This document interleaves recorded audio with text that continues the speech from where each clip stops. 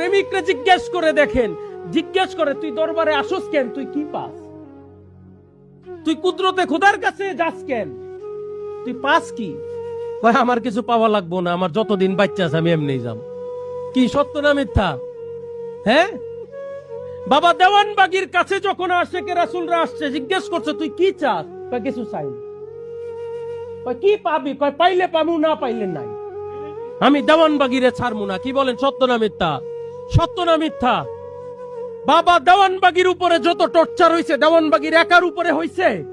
দেওয়ানবাগীর মুরিদের উপরে হয় নাই? মুরিদের বাড়িতে আগুন দেয় নাই? মুরিদরে জ্বালায় নাই? মারে নাই? অপমান করে নাই? কই কয়টা মুরিদ বাবা দেওয়ানবাগীরে ছাড়ছে বলেন? কারণ এই খেলা তো সিনা থেকে সিনা। এই খেলা তো দুনিয়ার কোনো খেলা না, যুক্তি তর্কের খেলা না। আপনি যুক্তি তর্ক দিয়া বুঝাইতে পারবেন, দলিল দ্বারা করাইতে পারবেন, কিন্তু আশেক আর মাসুকের প্রেম আপনি জুদা করতে পারবেন না।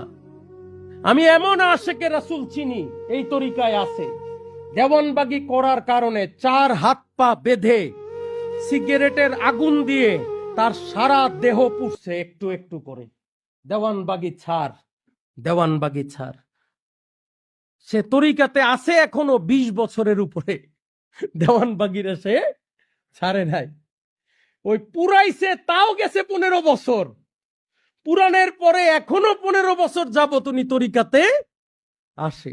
কি বলেন, কোন টাকা দিয়া, কোন অর্থ দিয়া, কোন সম্পদ দিয়া আমরা এই ধরনের আশেকে রাসূল আনতে পারবো বলেন?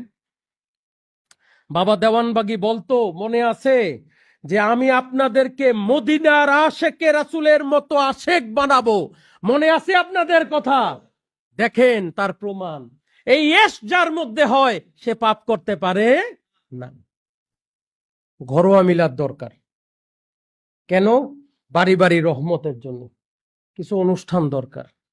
যাদের সুযোগ আছে দয়া করে বাড়ি বাড়ি মিলাদের ব্যবস্থা করেন, আলেমদের নিয়ে যান, মিলাদের আয়োজন করে ইয়া রাসূলুল্লাহ ইয়া হাবিবাল্লাহ পড়লে আপনার বাড়িতে রহমত আসবে, আপনার পরিবারে রহমত আসবে, বালা মুসিবত দূর হবে। দয়া করে ঘরোয়া মিলাদের আয়োজন করবেন।